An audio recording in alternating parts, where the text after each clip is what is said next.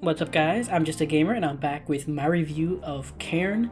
This is the mountain climbing game from developer The Game Bakers, and I honestly have no words at how incredible I think this game is. Like, I'm gonna do my best to go through why I think it's so amazing, but honestly, there's just this game when you're playing it, there's just something so special about it, and it honestly blew me away in ways I wasn't even considering. And honestly, this might be my game. Like, I haven't played many games this year so far, but this might be one of my favorite games of all time. This might legitimately be one of my favorite games of all time. I'm getting ahead of myself. So let's start things off with gameplay. You play as Ava, a mountaineer, and the way you control her in the game is as you start to climb, you individually move your arms and legs. And again, I'm gonna do a very poor job of explaining this, but the game does a very good job of showing you and explaining to you how these things work. And basically, you have to move each limb into, handholds and crevices to basically climb up. And as you progress up, you have little screws called pitons that they screw into the surface of what you're climbing, so that basically like giving yourself a checkpoint. And it's very physics based, where your limbs can go and feel an awkward, they they can be a little awkward at times. Like all physics games that I've ever played, there's always some jank to them, and there's no difference here when it comes to moving your arms and legs. Sometimes things can get a little janky and wonky, but as long as you are actually keeping yourself relatively stable and steady, as in real life, you'll actually find that climbing actually is a lot more intuitive than you might imagine.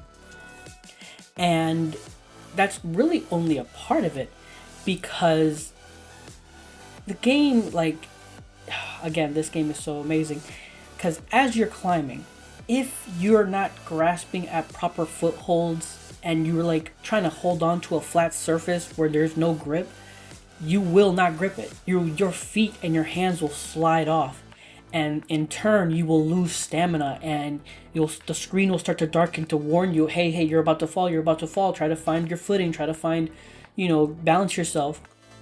And it can get a little nerve-wracking.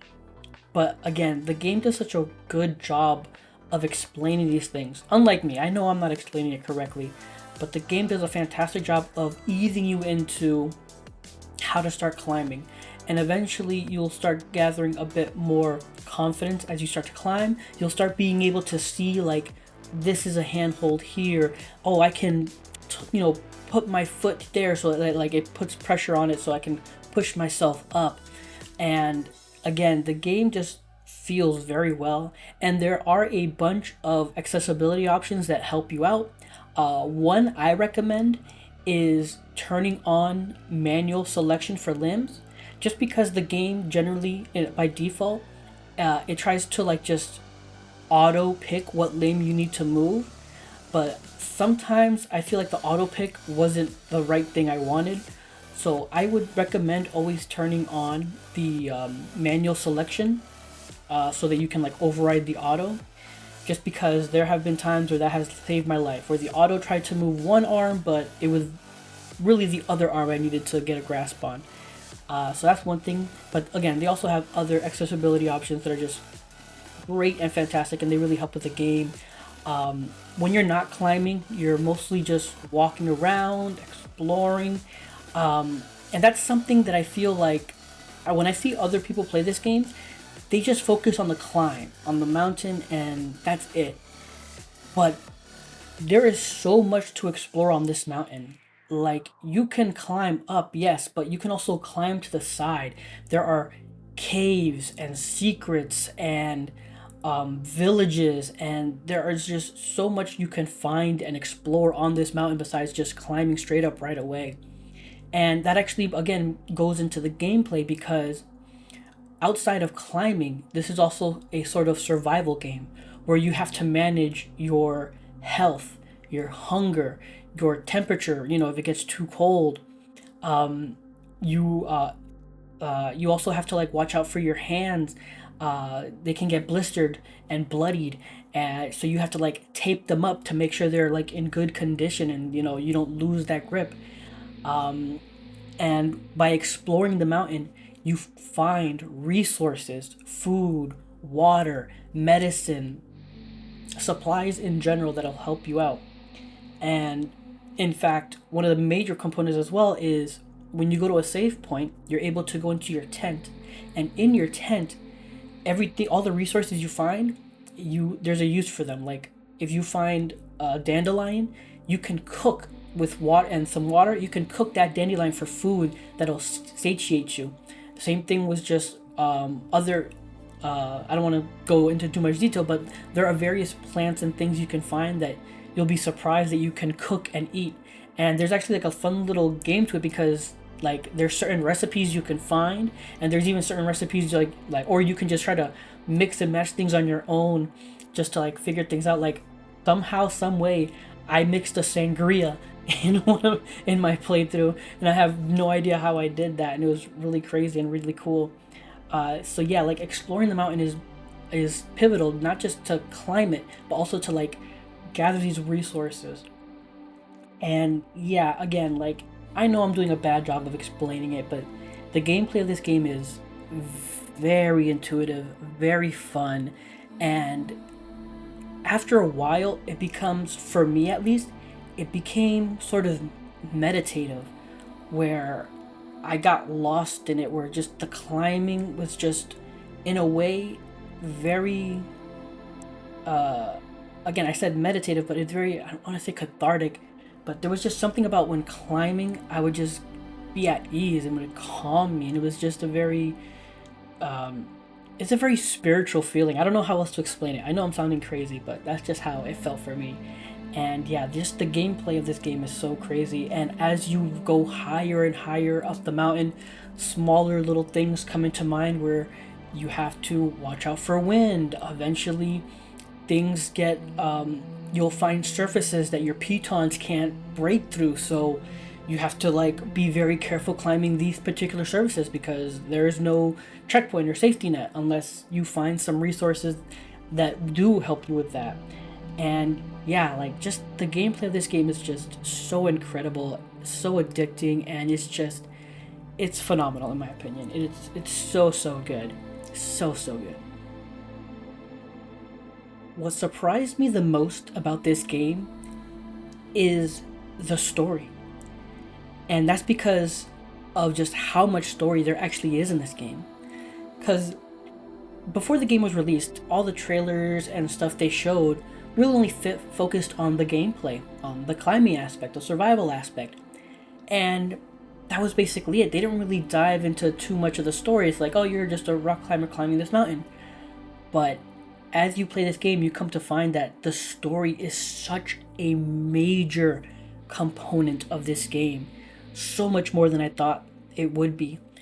And it is this tale of just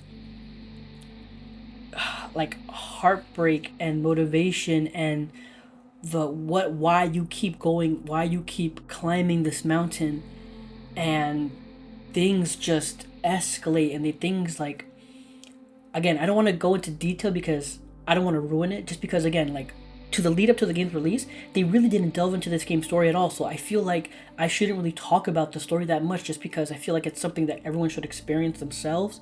But there's just so much more to this game's story than I would have expected. And honestly, like when it comes to nearing the end of this game, things happen that you're just like back to back.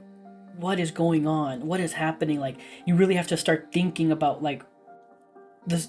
It makes you really think about the story as it comes nearing when as you get to the top of the mountain, and it is just so incredible and haunting and heartbreaking, and it's just like to like you watch my react of my playthrough of it, you'll see that this game like left me in shock and awe, and it is just again something truly incredible and truly something that just it sticks with you.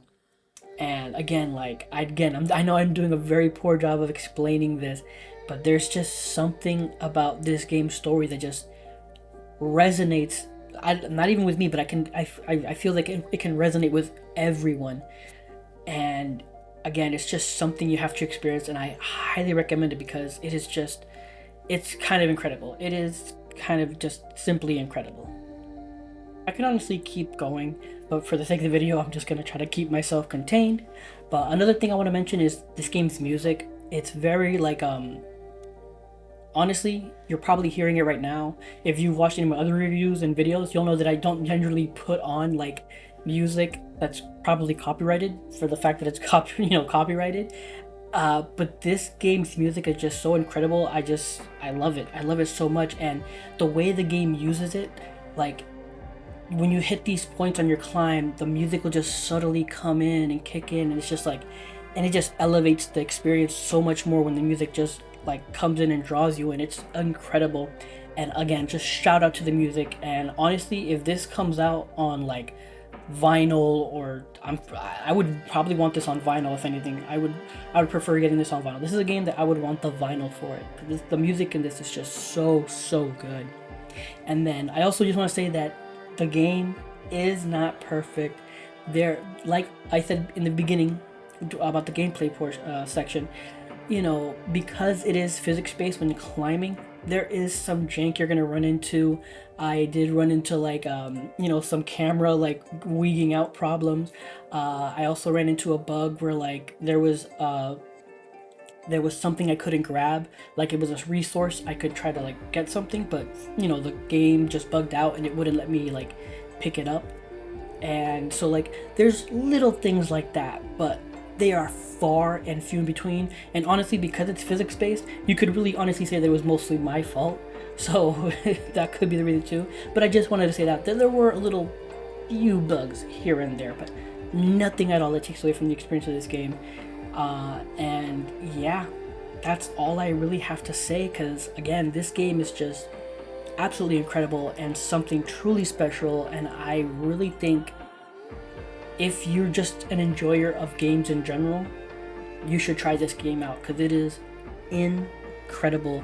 And in a way, it's like, for me, it was spiritual, meditative, contemplative. It was all those things, and I can't praise this game enough. And again, like I said in the beginning, like this is honestly one of my favorite games of all time. I can wholeheartedly say that this is one of my favorite games of all time, easily, because there's just right now nothing else like it. It's just, I mean, people can try to point at the game like peak, but no, this is something else entirely, and I can't recommend it or praise it enough. And I honestly hope that if anybody does watch this review, please check it out, because it is so good. But those are my thoughts. That's my review. If you enjoyed this video, please leave a like or comment down below. I'd appreciate any feedback. Subscribe. I have multi-streaming down, so if you like, you can catch me on Twitch at twitch.tv/justagamerink, all together in word, or you can click the link below, or you can watch me right here on YouTube. Just hit that notification bell to know when I go live. But what are your thoughts on Cairn? Have you played it? Do you agree? Disagree? Are this a game you want to try? let me know in the comments down below. I would love to hear from you. But regardless, thank you for watching, and until next time, take care and have a good game.